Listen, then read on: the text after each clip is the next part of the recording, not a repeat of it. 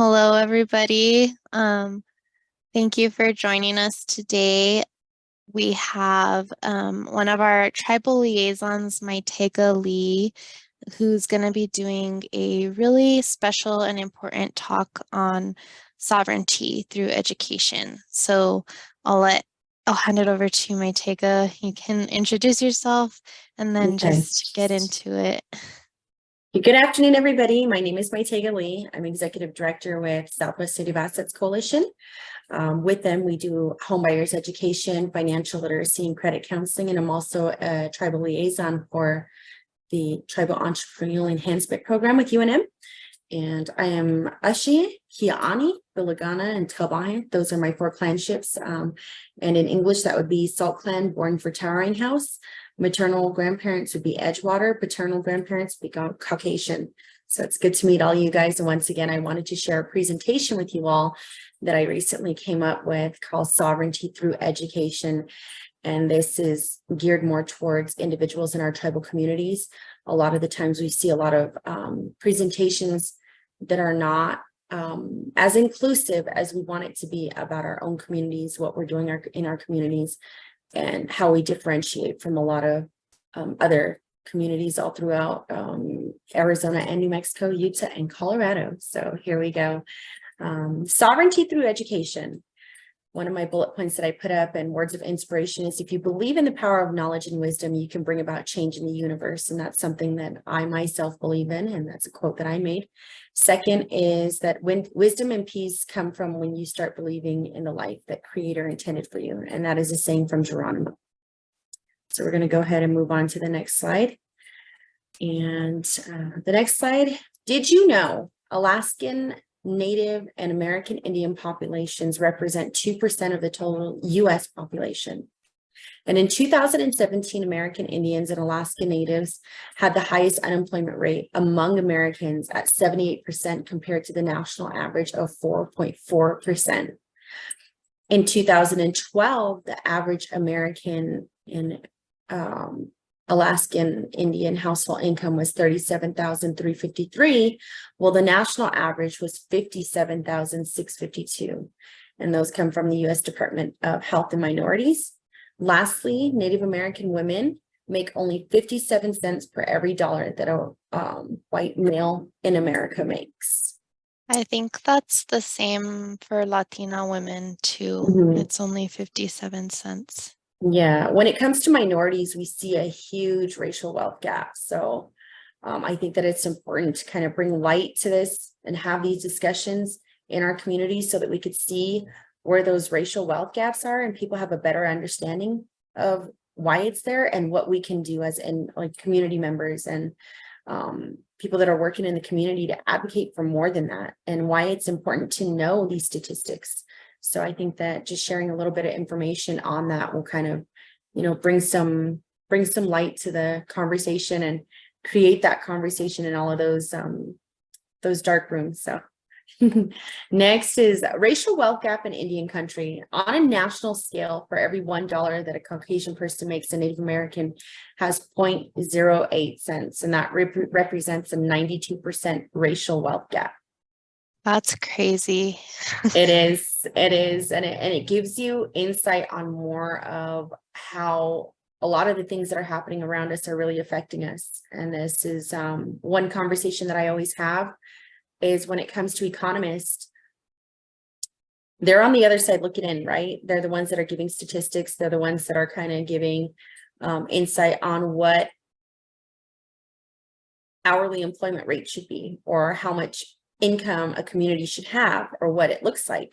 And a lot of the times when these individuals come up with these statistics for us and in these areas, they don't really realize that we rely a lot on border towns. We rely a lot on all of these other resources that are around us because in our own small communities, we don't have a Walmart, we don't have a Target, we don't have clothing stores. And one of the biggest things that we do see a lot of, there's a McDonald's, there's a Burger King, there's probably a post office, a chapter house, and one grocery store. So there's not a lot of options. And when it comes to whether or not an individual wants to reinvest in their own communities, it becomes a a tug of war at that point. Are they going to get what they need? Is it going to be reasonable price wise? You know, there's a lot that play into it, but these are things that we're not always talking about. So I feel like it's important for those that are around us to have these conversations and get the insight that we need so that we can understand how we're going to change that racial wealth gap. 92% is scarcely high. And that's not just here on the Navajo reservation. This is just stretched across the US. This is just everywhere. These are statistics from every reservation. This is North Dakota, South Dakota, Montana. We hear about all of these racial wealth gaps, but there's never really been a number that's been put to that until recently. So statistics really help us understand that. Okay. Next is, what can we do to break systemic trauma and bring holistic healing to our tribal communities? I want to bullet point a few of those, and one being encouraging entrepreneurs so that it may provide economic opportunities that will allow our tribal members to work from their homelands while being close to their families, cultural ceremonies, traditions, so they're able to develop sustainable tribal economic and entrepreneurial ecosystems. This is one of the main things that we talk about all the time with the Tribal Entrepreneurial Enhancement Program, is that we don't see any ecosystems that are out there for our tribal members. We have two different agencies right now with the Navajo Nation, and that would be Eastern and Western Agency. And we do have our Department of Economic Development, and they're located in Windrock. And we also have the little branches that we have throughout Eastern and Western Agency, but it makes it difficult when we don't have ecosystems in between there, like in Gallup or Shiprock or all of these other places that individuals tend to branch off to, once again, because there's no internet access on a lot of the areas that we live in. I mean, you go down to Manuelito, you go to Chinle, you're going to Ganado. In between these areas where people aren't really talking about this, we don't have accessibility.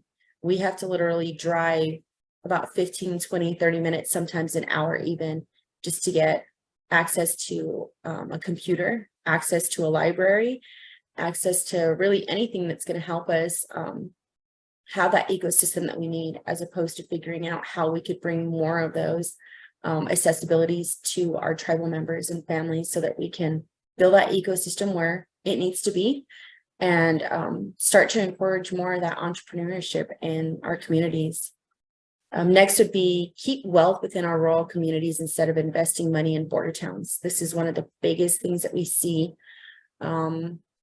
Any and everybody that I've sat down with and had these conversations with, and for a long time there, I used to be a part of that. You know, I felt as if anytime I needed to make my I call it my tri-monthly or my semi-monthly trip to go grocery shopping or get anything that I need, I will go to a border town. I will go to a Sam's Club. I will go to a Costco and buy 3 months worth of detergent, softener, cleaning supplies, anything that I need, so I know that I don't have to go back into Gallup or Farmington or Flagstaff. And the reason being is because I myself live locally in Gallup, and it's a border town. And when the 1st, the 3rd, the 15th, or, you know, bi-weekly on Fridays, you decide to go to your local Walmart, there's nothing on the shelves. You can't purchase what you need because you have everybody resourcing to border towns. So it's difficult for you to turn around and get what you need when you live in that border town and you work there, and you can't even go and buy your basic essentials. So it's difficult when we're trying to figure out ways to stop investing our money in border towns. We don't really have that right now. And I think that we're getting better at it. We are definitely coming along. There are a lot of businesses that are starting to branch out more towards the San Benito area, Yatahe. We're seeing a lot more of that towards Zuni. And majority of it is their dollar stores, their Family Dollars and Dollar General and whatnot. But it would be a lot nicer if we could start seeing more of those businesses owned and operated by Native Americans. And there is a way to do that. So I think that that's one of the conversations that we need to bring more of, is that it's totally possible. Because if there's other people that are accomplishing that, we ourselves can definitely impact change by making sure that we're making and spending our money in our own communities. Okay, and this one, I think it's geared toward another one of our liaisons. He's doing really good at this. So bringing nutritional and cultural foods to our own people, from our own people, through sustainable products harvested locally. And Bitty Baby Foods is doing really good with that. There's quite a few other people locally that I know that are doing the same thing. We have our farmers markets, and I know that this is becoming more and more common, but just to see that conversation happen a little bit more, and seeing the younger generation get a little bit more excited about trying and experimenting when it comes to harvesting and implementing that change that we do need. But it is exciting to see that, you know, with Bitty Baby Foods, they're taking the avenue of where they've even gone to the extent of talking with Indian Healthcare Services and our local tribal entities to make sure that they are bringing that food sovereignty to the Navajo community. So I think that's one thing that's awesome. You know, I myself being in ag, it's very different. It sounds very easy. And I think that my journey starting 3 years ago and deciding to grow corn after my family had been stagnant in doing so for a little over 20 years, it was a challenge. Everybody kept telling me, you know, where you're located, it seems very dry. I don't think that the soil is going to do well. I faced a lot of adversities when it came to judgment of everybody, like, why are you going to do it? You know, you're going to waste your time and energy. And getting out there and getting it done, but seeing the struggle of not having access to water and having to haul water and improvise when it came to being able to nurture the cornfield and really see how things went was probably the more difficult part, but it got done. After the first 2 weeks, seeing that corn sprout, it just planted that hope, a little bit of success, a combination of, you know, just, oh my gosh, it's happening, you know, and thinking to myself, I'm finally seeing this again for the first time in 22 years. And it was really exciting. So I think that, you know, all of us could do a little bit better at that. I know that there's quite a bit of resources that are out there to where they're holding free webinars. They're hosting in person as well to teach how to do this. So I think that, you know, that's one of the better things, is that there's a lot of opportunity when it comes to bringing that nutritional and cultural food chain to our own communities, because we've seen more and more of that recently. Do you think that if the Navajo Nation, if like people started planting their own crops and kind of creating that type of cultural food ecosystem, that maybe that would help generate, like, keep the wealth and the food in the community, and maybe encourage people to start like either growing their own crops or buying from local growers instead of like going to border towns for their food purchases? I think that it would have a very big impact on sustainability, and also, you know, eliminating going to the grocery store. I think that in a huge way, it could do that. And at the same point, it could help individuals with their health. A lot of individuals are battling with diabetes. That's one of the biggest conversations that we have when it comes to health in the area, is that everybody's struggling with diabetes. And the reason being is because we're used to getting commodity foods that are really high in their salt content and sugar. I mean, they're concentrated and they're not made for a diet that's healthy. And one thing that I'll go back to is that Native Americans are cultivators. They've been cultivators from time immemorial. They were always able to sustain themselves through harsh weather, and just being nomadic, because it wasn't as if we had that choice through history to turn around and decide where we wanted to be. We were constantly displaced. So we have come a long way. And I think that a lot of that is just reading a little bit more about our history, understanding how a lot of Western culture and society has affected our health and well-being, and how it still continues to impact us. But on the broader side of that, understanding what we could do as community members to change that. And part of that is grasping to what our cultural nutritional foods can do and be for us. I mean, people talk about organic approaches all the time.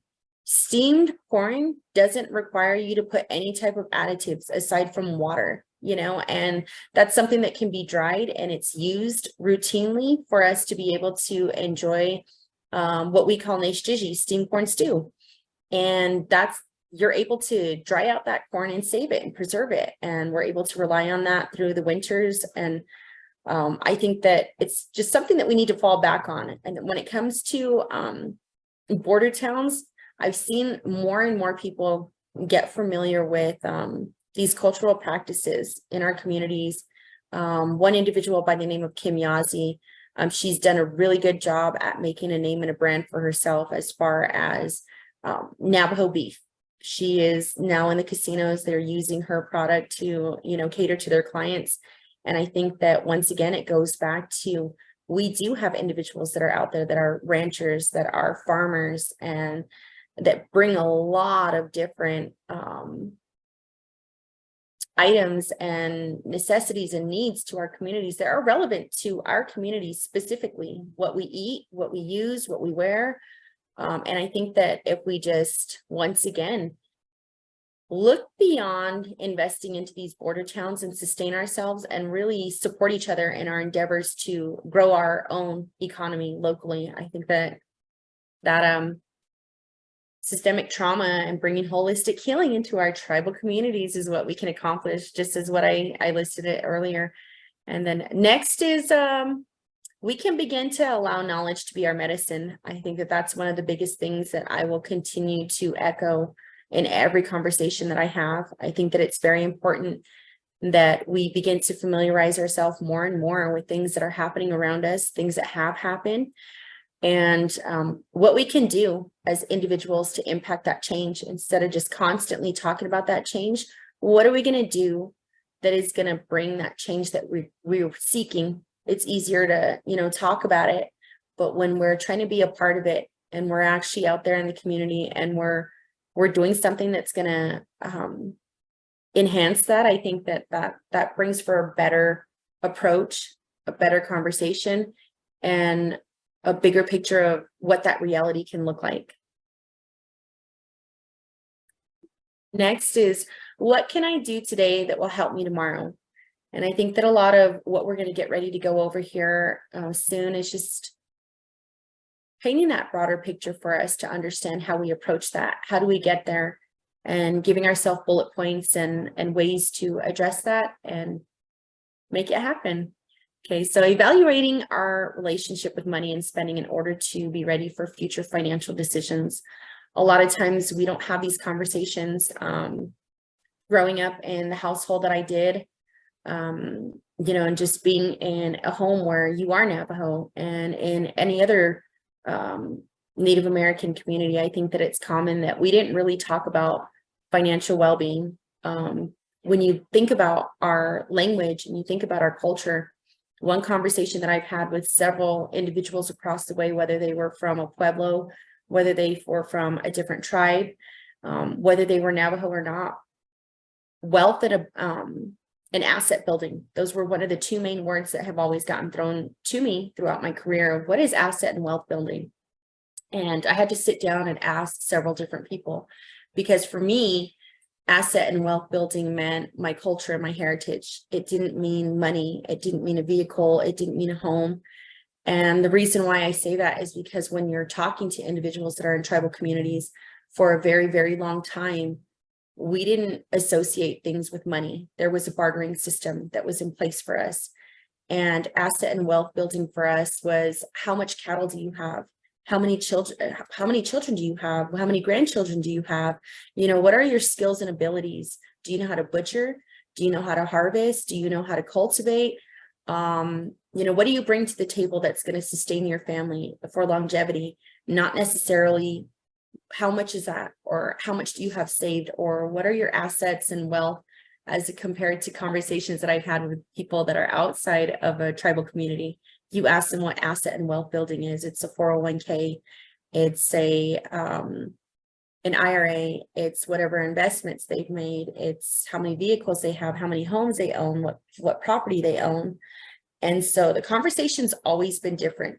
And one thing that I learned recently Being that we do home buyers education, I partook in a conversation to where in tribal communities, there's no word for a housing counselor. There's no word for, all of these terminologies that we use outside of tribal communities. We're still grasping to that. And I think a lot of that just has to do with what our understanding of financial stability means. And I think that having these conversations and me going out and doing financial literacy and credit counseling for my tribal communities has really elevated that idea and how to prepare, because once again, time is showing us that there's a constant change, and all we could do is grasp that change. And it's either we're going to be receptive or we're gonna fight it as much as we can. And society's kind of showing us that if we don't grasp that change and understand how it can either help us or hurt us, it's only going to continue to allow our people to suffer. So that's one thing I do not want to see.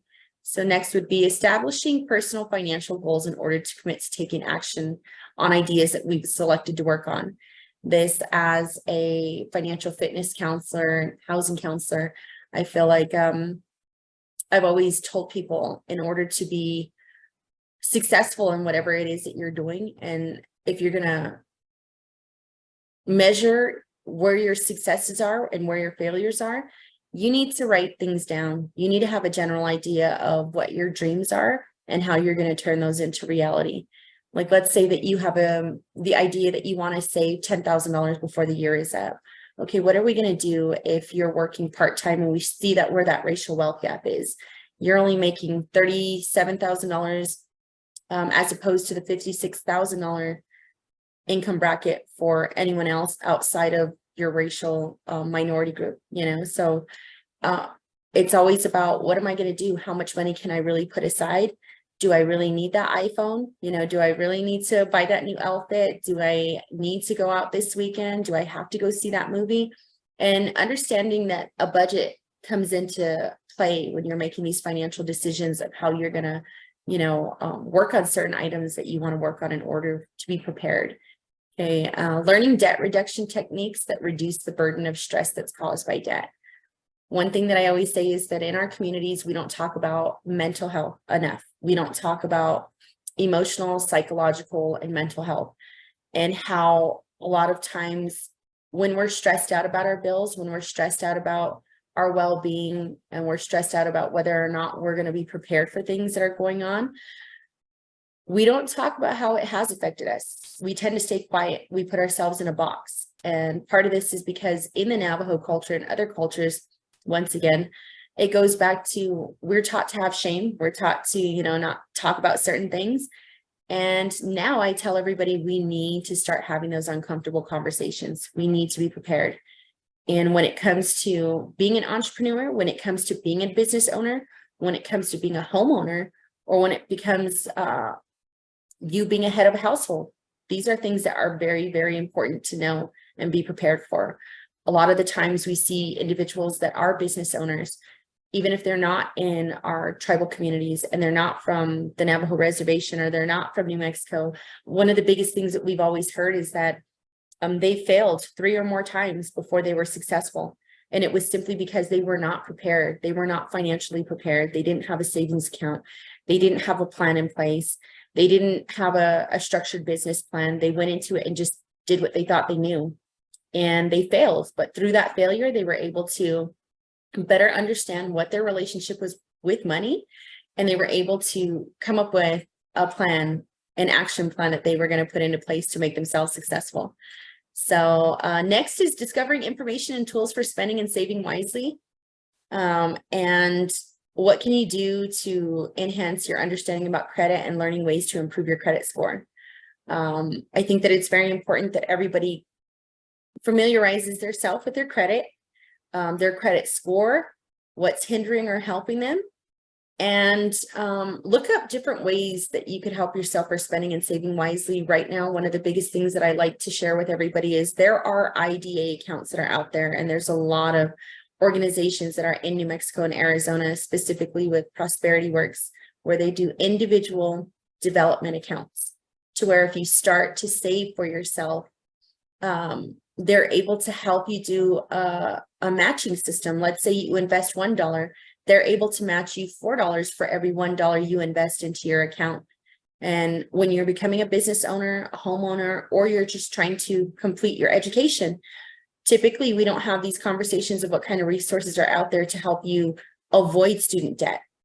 And one of the things that we had a conversation about recently with an individual over at UNM was how the state of New Mexico didn't want to implement financial literacy as a requirement with high schools, and how that's impacting our youth. Because one of the main things that happen immediately out of high school is an individual goes to college and they begin to apply for student loans left and right.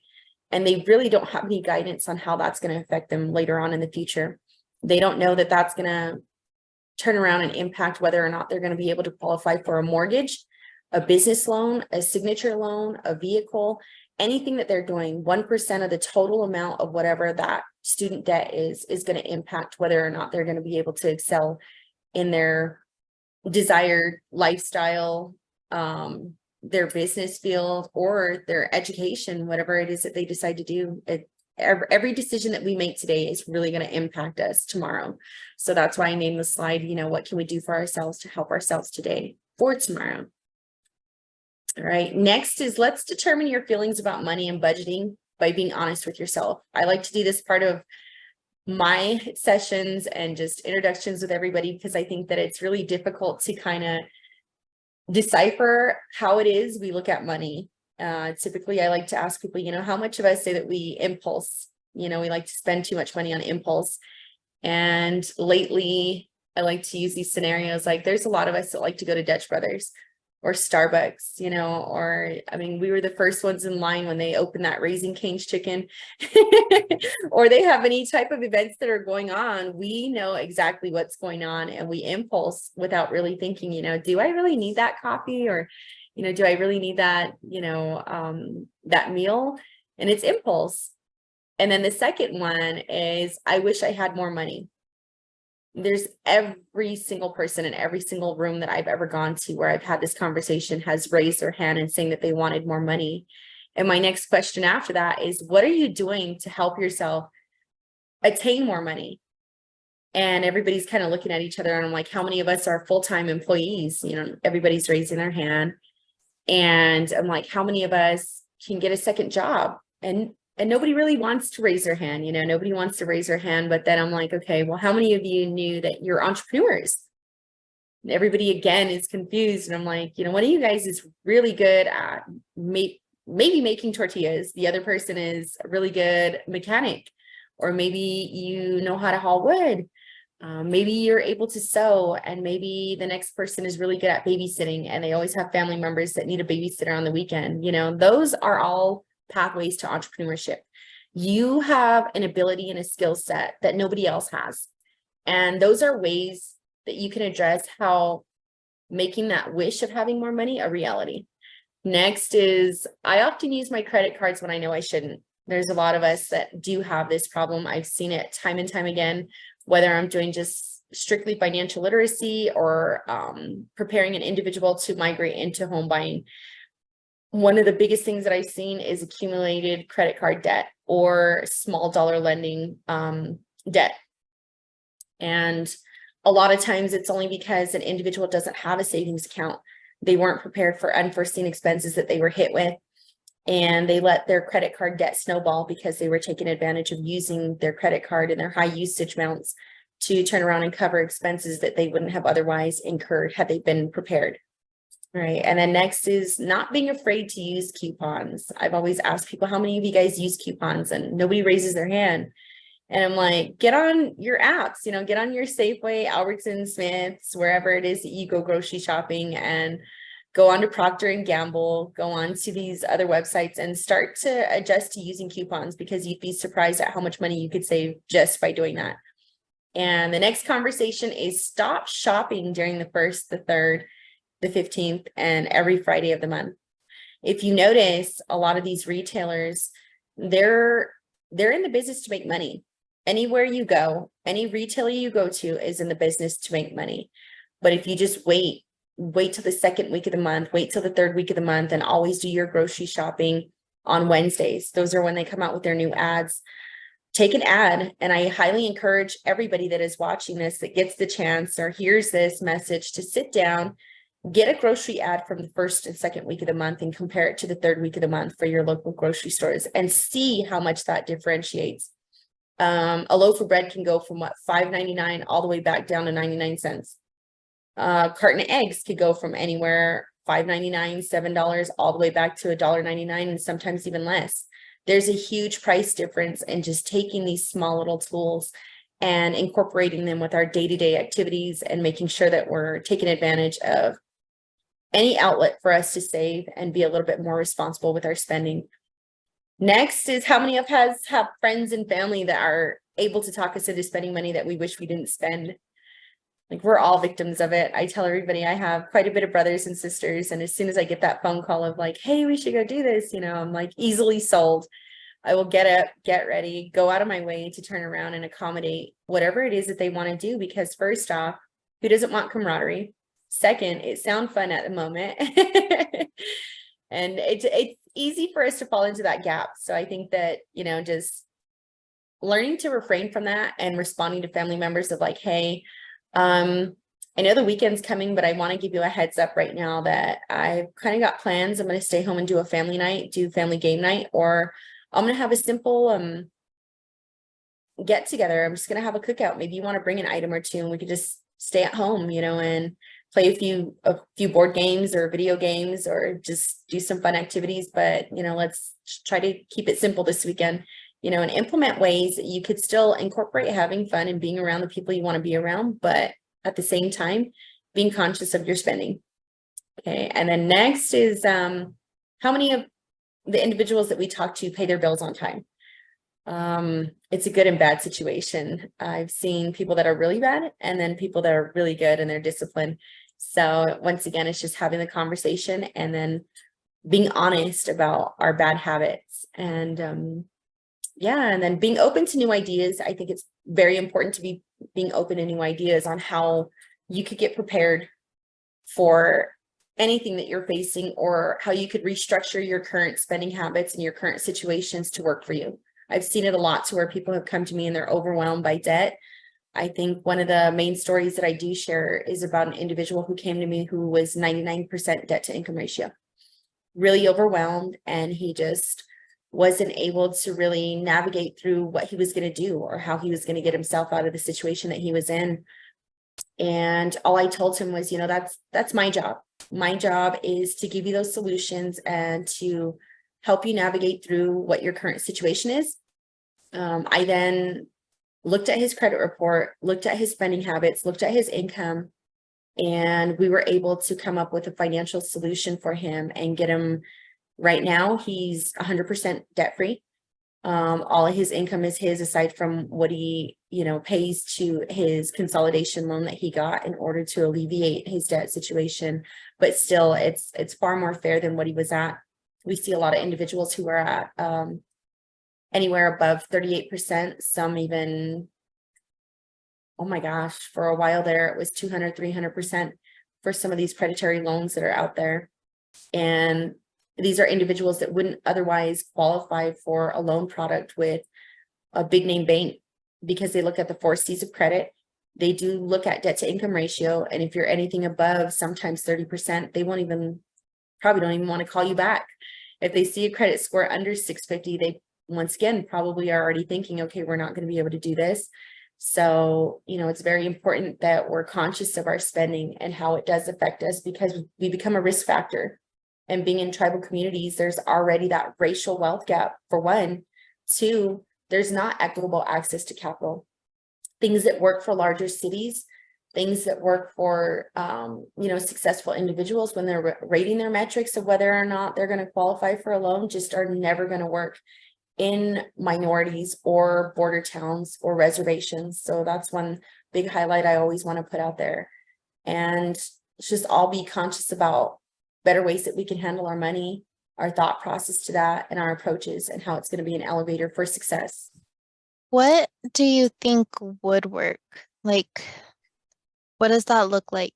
Because you're right, a lot of things operate on the reservation a lot differently than off. And Mhm. like, how do you navigate that and find kind of like ways that resonate with people and that work for them, like culturally, but then Mhm. also financially? Well, one thing that I can say, and the only way that I could explain it is if I give some narratives, right?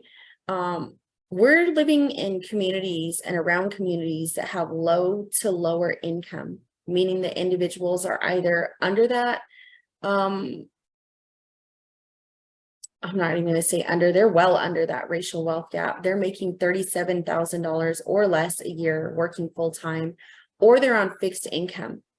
And a lot of the times we see that these banks will not do a small dollar loan. They will not do any type of lending. They're not going to qualify for an interest rate that anybody else would quite possibly get for a vehicle, a mortgage, a credit card, anything else like that. But it's making equitable access to capital and allowing these practitioners in the communities that know about these racial wealth gaps to be the ones to bring the message and be the ones to loan those dollars and bring that message to our tribal communities.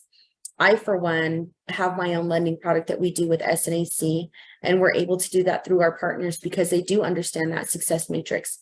I have had individuals that I've been able to assist that were, in other words, for better terminology in Western society, very big risk factors. I sat down with them and told them that in order to partake in my program, you do have to take financial literacy.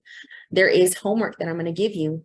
I do expect you to open a savings account. I am going to give you guidance. We're going to be right next to you. We're going to show you how to do this and how to accomplish this. But what I want is participation. And when you start to have them participate in what it is that you're doing, and you have that balance and you have accountability, one of the biggest words I'll use is accountability, because first off, you got into the credit situation and into the situation that you're in now financially because of unconscious decisions that you were making. So I want you to then take accountability and understand where you messed up, but also be open to having guidance and obtaining a new skill set and knowledge. Once again, your education and allowing that to empower you by saying, hey, you know what, this is how much money I make and this is what I could spend. So I'm going to limit myself. I'm not going to get those credit cards because I don't need it. I'm going to start to then save my income tax return so that I don't have to worry about these unforeseen expenses, or, I'm going to stop lending money to my family members because I don't have it. I'm going to stop, going to the casino because I just don't have the money. There's certain things that we could do that can eliminate that. But at the same time, that's also going to enhance the ability for the economic situation around us to change. But we've also got to demand that change as well. Advocating for equitable access to our communities is one of the main things that I do. I've continued to stress to banks that service our communities that your product just doesn't work. And we need something that will work, because nobody thus far that I have worked with would have otherwise qualified for the loan products that we had. And it's taken a different approach and understanding that we have to be open-minded to what it is that minorities and tribal members in our societies that we live in are facing. Or the easiest way to put it is that there's a lot of poverty. There's a lot of distress. They're underbanked, they're underserved. And in order to better help them, we have to listen first to the consumer and understand what it is they're going through, what their needs are. But at the same time, we come to Amuse. Typically, we come to Amuse and I say, okay, what can you go with and what can you go without? But also going above and beyond to not just stop at whatever loan product it is you have, but making whatever resources are available, tribal and state, to individuals such as LIHEAP, CSBGs, grants, any and everything that is out there, to helping them fill that gap and helping them understand that there are resources out there to help them get out of that current situation. So I think that a lot of impact and change can happen, but it's just, once again, through simple education. And from that individual that is struggling with that, their willingness to participate. They have to be willing to take that education, understand, what part they took in it, and allowing for us to be able to share what opportunities and availabilities are out there for them. Okay, next is our attitude about money is guided by our values, and our values are our beliefs that make up who we are. Our values around money come in part and in whole from messages received growing up. And those are messages that we could have gotten from family, friends, community, church members, wherever it is that we go. And typically I like to ask individuals what their messages about money were growing up and how it affects them. Seeing how your family members or individuals that are around you behave around money will typically let you know what you want for your future and your financial life. Sometimes we come from homes that are broken, where we weren't prepared. We've seen our parents that were less than proactive in savings, and they, weren't able to maintain a full-time job consistently. There was always that job turnover. There was just a lot of inconsistencies. Those are some of the main stories that I hear. But then there are positive stories. I have one that I like to share, and it's one that everybody seems to love hearing because they keep telling me, you better share that when you come out and share the message with the rest of, my group or whoever. So I'll share my message. For instance, growing up, I just had it in my head that my grandparents just had the deepest pockets in the world, that they had never experienced going without any finances at any point in time. And at this specific point in time, my uncle was working over at Kmart when there was a Kmart in the local Rio West Mall. And in the evenings, we would go into Gallup and we would go pick him up. And my grandmother and my grandfather and I were walking around inside a Kmart, and I came across these boots. They were black boots, and they were pointed tip, and they had silver at the tip, and they had fringes on the side. And I thought the world of these boots. I wanted them so bad, and they were like priced at $9. And I immediately grabbed them, and I was like, this is going to fit me. And I started walking with them, and my grandparents like, you need to put it back. We don't have money for it. And I'm like, no way, like, I'm not putting it back. You're going to get it for me. And they kept trying to explain that they didn't have money to get it. Like, they really wanted to get it, but they just didn't have the funds to get it. And in my mind, I thought that they were just being mean. And I'm like, no, I'm not putting it back. So then my little res onra comes on, and I just fall on the ground. I start screaming and crying, thinking that that's going to change anything. And it doesn't. They ended up having to carry me out. So I was roughly about 6, 7 years old at the time that happened. And I remember as soon as the first came, which is the only time that my grandparents would get paid because they were on fixed income, I ended up going into Gallup with him, and they went to a local pawn shop. They cashed their check, and each of them got $530 each. And the first thing that my grandmother did when she cashed her check was paid for her pawns. My grandfather did the same thing. So by the time both of them were done paying for those pawns and a check cashing fee, which is a practice that they still have right now, they still charge very high fees for check cashing. They both walked out with roughly about $400. And then we went to a local dealership that did in-house financing because my grandfather otherwise wouldn't qualify for a vehicle loan. So on an in-house loan, he was paying $350 for a vehicle. So that only left him with $50 at the end of all of that. My grandmother, my grandfather, and I went to the insurance company, and my grandmother helped my grandfather pay the $50 that he needed for the insurance. From there, we went to Walmart. We got the groceries that we needed. And then after getting the groceries that we needed for our household, we went to go and get propane, which was how we were able to cook our food. We got a block of ice. We went home. We lived in a rural community where we didn't have electric or running water. So we had to get a block of ice that would, cool the food that we had just purchased. And by the time we were done with all of our errands that were in town and whatnot, both of them walked away with less than $30 each.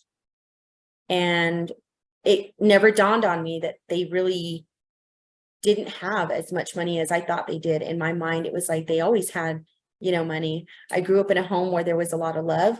There was a lot of discipline. There was a lot of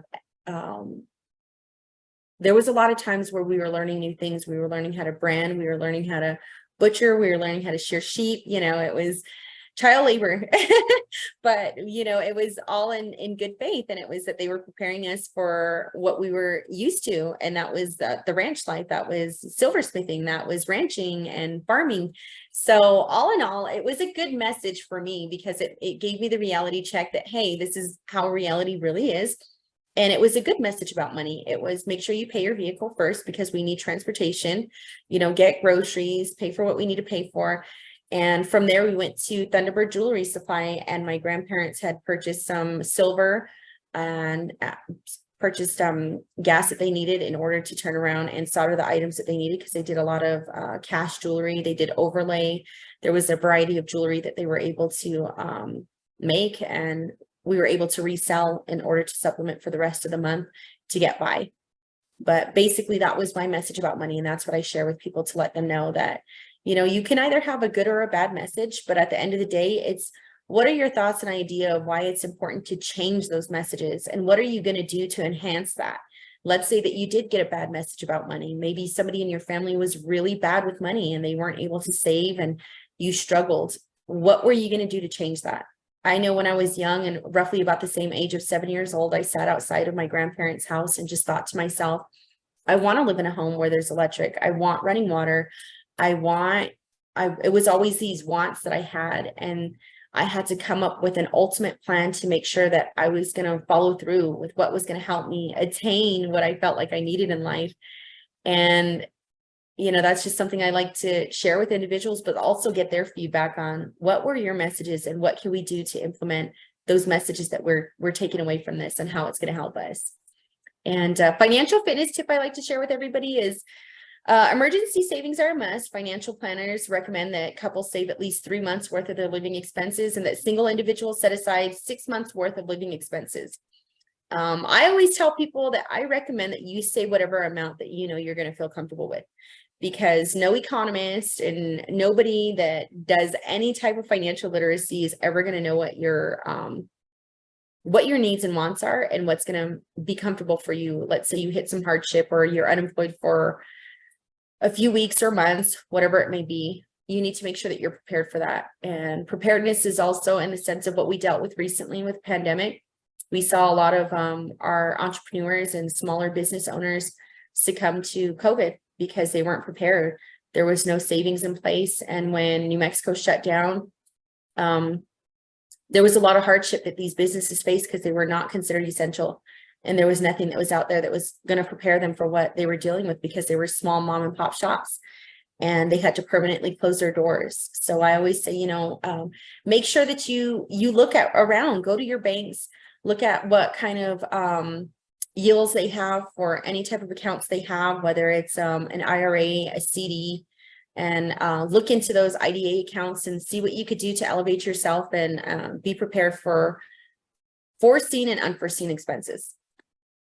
Okay, and then understanding credit. I think that it's very important that individuals understand their credit, because once again, we're living in a society that requires credit no matter where you go or what you're doing. It doesn't matter what race you are, how old you are, where you're living, and none of that matters when it comes to credit. And this is universal. So I think that it's just something that everybody needs to understand. So credit is your ability to borrow money.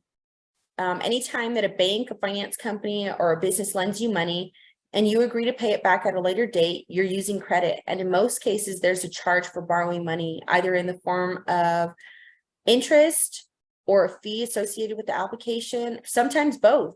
But those are advantages and disadvantages of using credit. One thing I always tell people is be very conscious of whatever kind of contracts you're signing. A lot of the times, one of the main things that I see is that individuals don't read their contracts and they don't understand that there is an application fee, and those application fees can range anywhere from $50 on upwards of $400 or $500, depending on what that individual decides to charge you. And that is separate from your APR rate. That is separate from anything that they're charging you. I mean, that's a flat rate that they're going to charge you just no matter what. And then the advantages of using credit is that it allows you to make large purchases that you wouldn't otherwise have cash to pay for, such as your house, your car, college education, something that's rather large in price that you just can't afford to get right at that moment. Second is credit can be good for emergency situations. We've all been there. Third is credit's convenient. Using a credit card is a way to pay for things without having to carry large amounts of money with you, along with monthly credit card and statements that are provided for you for record of purchases. If you work in a job like I do, it's very important to have those to fall back on, your bank statements and whatnot. When you're purchasing a home, we are extensive in looking at that. When you're getting ready to purchase a vehicle even. I mean, a lot of these lenders nowadays want to see what your spending habits are, so they take a look at your bank statements or your credit card statements to get a general idea of your character. Okay, so some credit card companies may offer protection against liability in the event that somebody uses your card information or makes unauthorized purchases. So it's very important to know these. Another thing that I was thinking about last night that I didn't add in, that I will add in all of this, is that I think it's very important for everybody to know their CFPB rights. Their Consumer Financial Protection Bureau is out there, and it's important for consumers to know their rights and to go to that website, the CFPB, familiarize yourself with that website, familiarize yourself with what kind of items they have on there that'll help you be able to accomplish whatever goals you set in place for yourself. And then the disadvantages of using credit, once again, it's just typically people tend to spend more than they're prepared to pay back. Credit can tempt you to purchase more than you can afford to think to repay. Lenders, employers, and landlords often obtain credit reports now.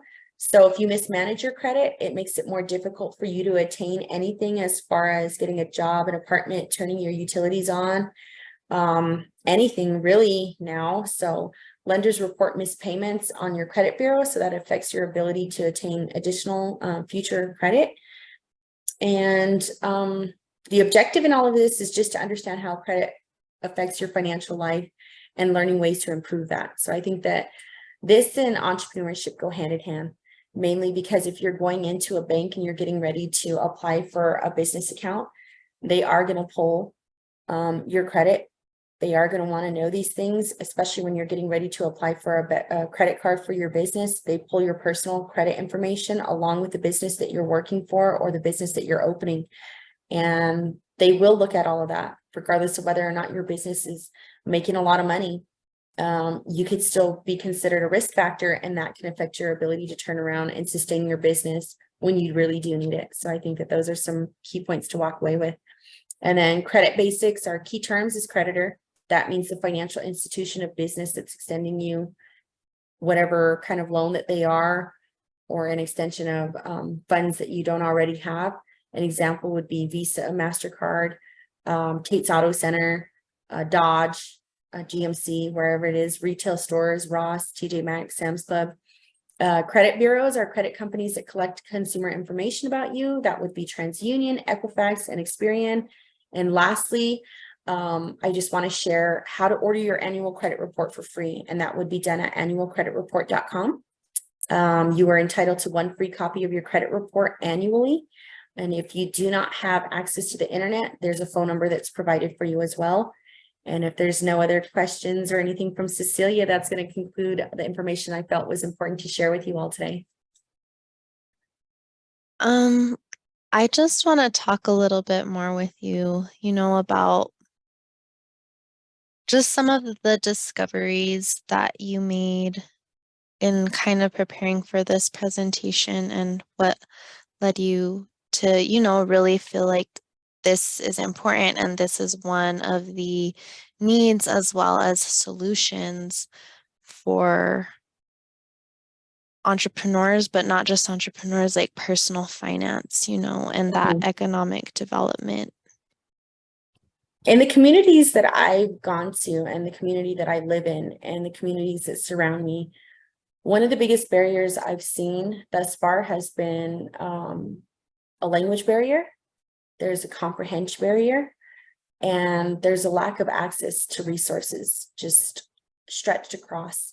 There's little to no education or information about credit. There's little to no education or information about what a checking account is or what a savings account is.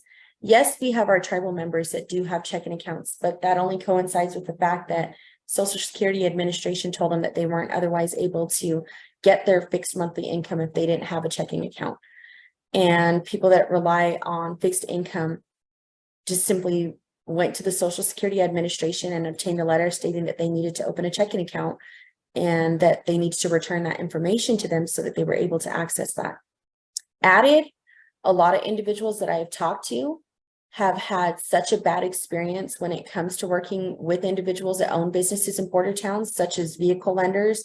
They've had situations with high interest lending and borrowing. They've had credit situations. They've dealt with repos.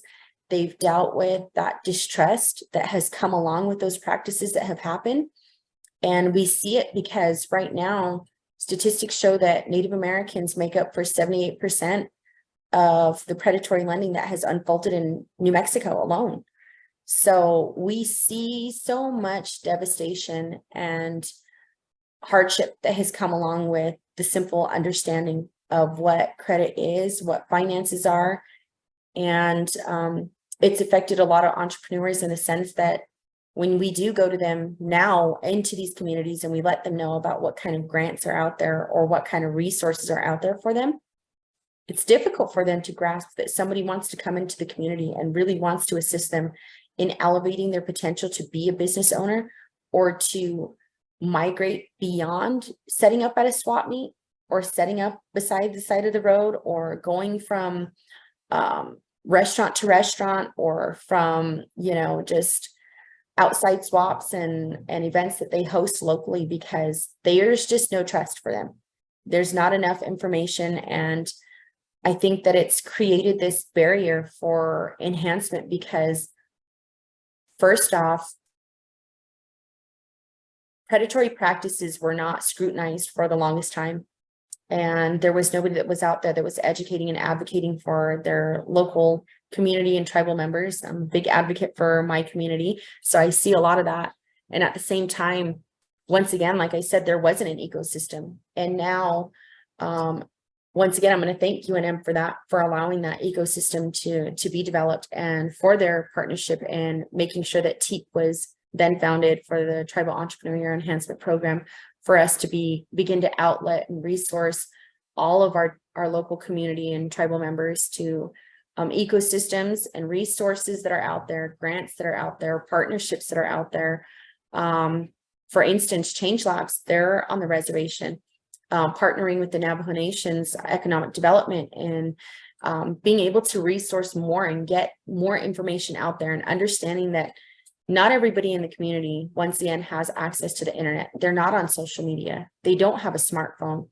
What are we doing to make sure that we're still bringing that message? There's the Navajo Speak. You could get on 660 on the radio. A lot of people listen to the radio.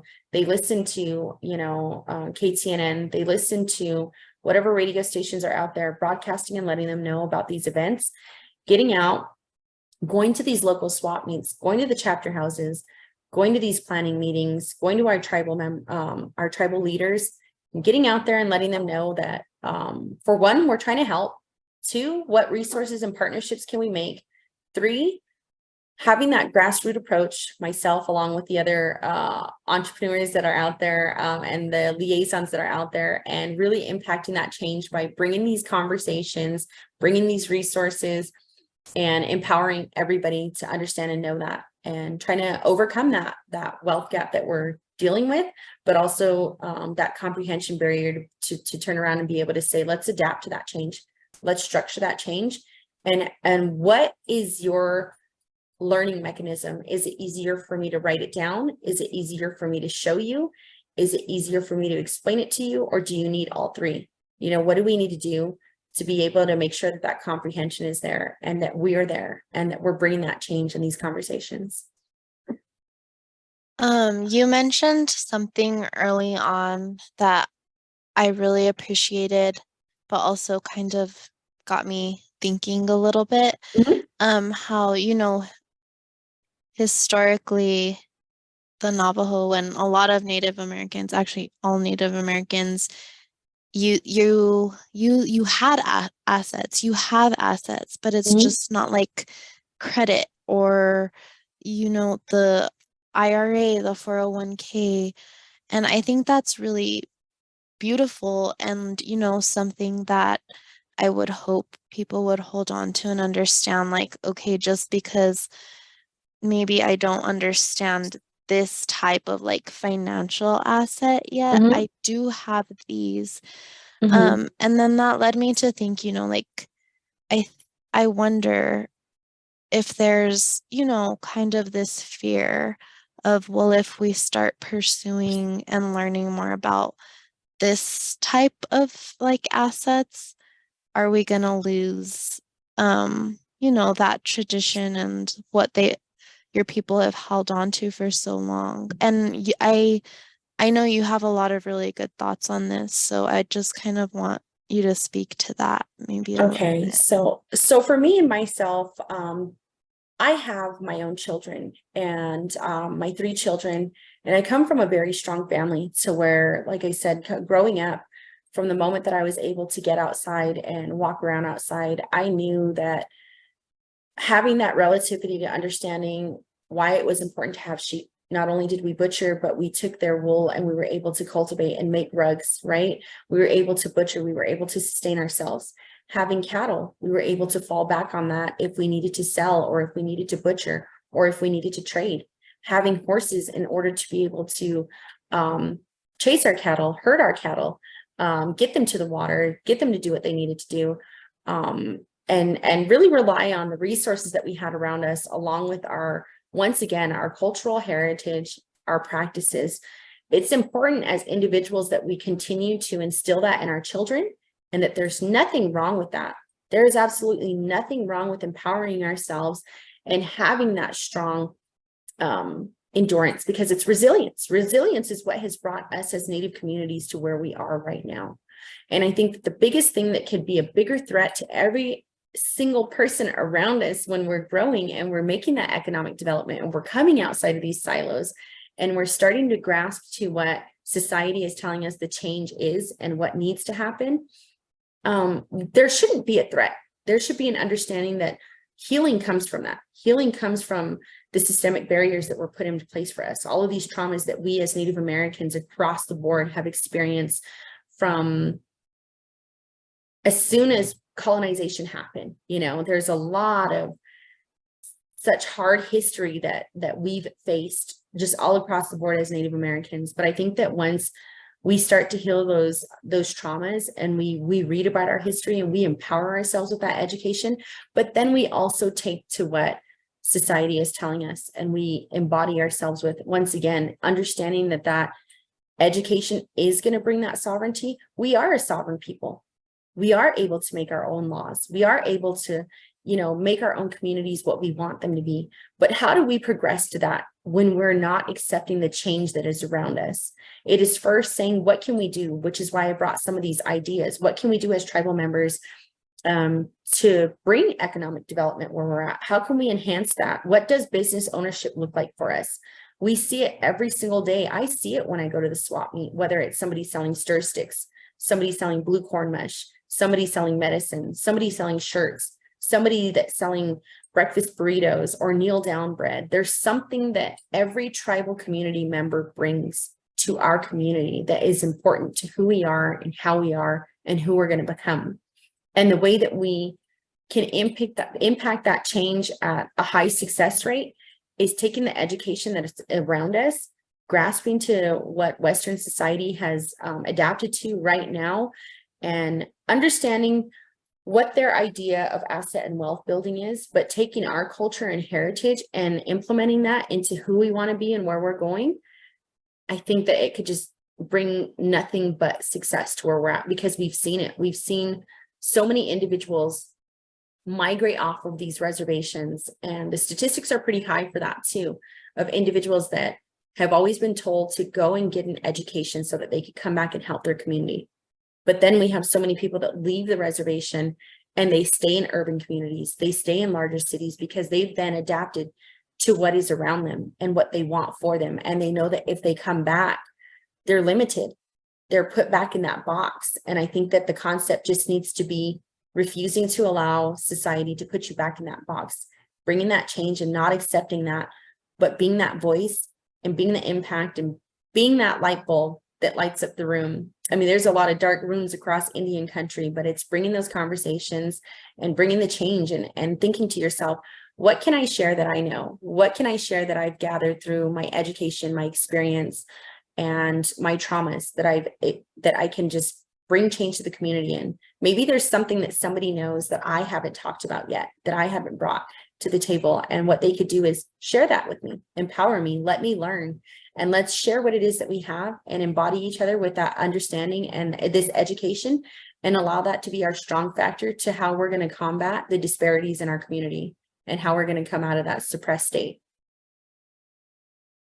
Yeah, I love that. And I really do. I mean, like you said, you look at history, Mm-hmm. Native Americans were very innovative, very entrepreneurial, like Mm-hmm. pre-colonization, still are post-colonization. It's just really, yeah, it's that trauma and that healing that still Yeah. needs to happen. But you know, and that's gonna take time. But Mm-hmm. And we're a very resilient people. And I just want my fellow Native Americans to know that, what happened, and it wasn't right. And even to date, we hear about it in the news. We read about what happened recently with the Navajo Nation and us not getting water rights. We don't stop there. We've never stopped. And this has been happening since time immemorial, since, we basically were invaded upon, and we're First Nations. And we have to be the voice, and we have to be the ones that empower ourselves with, first off, education. Because in order for us to make that change, we have to understand what the concepts are and the ideas are and the practices are in Western society in order for us to bring that change. And then the adaptation of understanding that change is inevitable. It happens every single day. We see it in the way that we read. We see it in the way that we write. We see it in the way that we look at ourselves in the mirror. Change is inevitable. Every single passing minute and moment is bringing something else to pass. And I think that if we could just all understand and grasp that, if we just elevate to education a little bit more and leaving the ladder down. Rich Luarkey said it best when he said that one of the best things that we could do is understand that our concept of asset and wealth building should be abundance, bringing abundance to our community by education. And the other word was leaving the ladder down, making sure that anything that we know that is going to empower our communities, that we're sharing that with our grandkids, we're sharing that with our kids, we're sharing that with our aunts and our uncles and our grandparents, because you're never too young or old to learn anything new. We're learning every single day. So I think that it's important for that. And thank you for giving me the time and the ability to share that with any and everybody that we can reach.